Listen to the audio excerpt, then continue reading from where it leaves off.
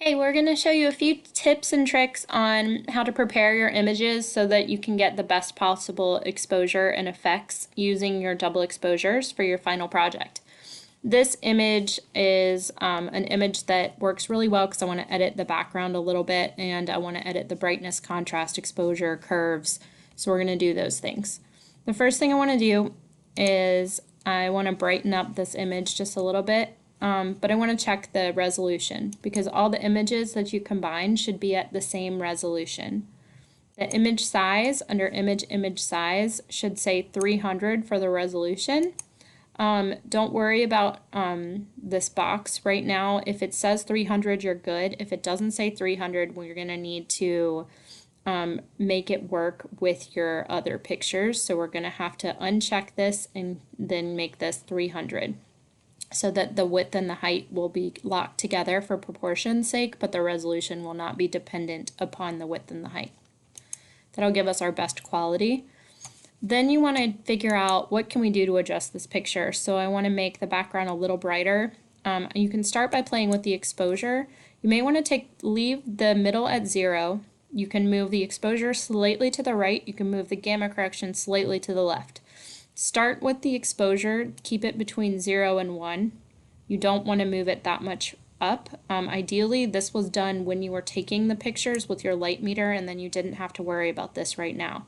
So you can put your exposure up a little bit. You can take your gamma correction a little bit to the left if you need to, but it does lose a little bit of quality that way, so you don't really want to move it a whole lot.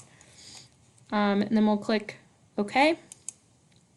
Another thing you can do is you can go to Image Adjustments and you have Brightness and Contrast, which you're probably familiar with, just to make the picture a little bit brighter. When you're doing double exposure, some of the blending modes make things a little dark pretty quickly if they're not light to begin with.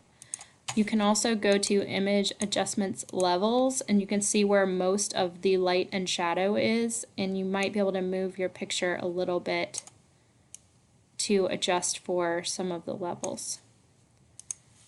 You can also go to Image Adjustments and Curves.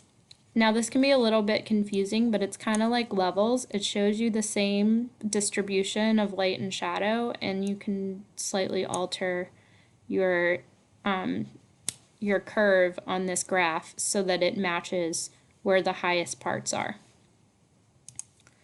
So now I have a picture with a little bit more of a white background. If you want to, if your background's mostly white but you have a curtain and you have like little sections with wrinkles or you have something you want to block out, one of the easiest ways to do that is to take your eyedropper tool. I'm actually going to make a copy of the background so that I have a background version and then turn it invisible so that you can't see it. I'm going to copy the area that I want the background to look like with the eyedropper tool and a click, and then I'm going to use the paintbrush, and the paintbrush will set the foreground color the same as my eyedropper. Change your brush size to all the way over to the left on the hardness so it's a fuzzy edged brush, and then you can make your brush size a little bit bigger, take your opacity down a little bit, take your flow down a little bit, and then you can just start to brush over this. So clearly I'm going to undo that. My brush size needs to be bigger. So right bracket will make your brush size bigger. And then I'm just going to start painting over the picture where I want it to adjust.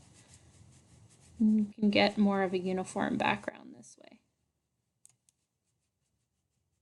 So just paint out the parts that you think are not working well in your picture. Now you want to be real subtle about this. This technique really only works when the background is already mostly a solid color.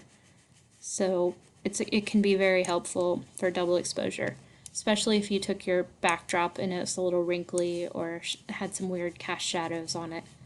So you can take your backdrops and clean them up.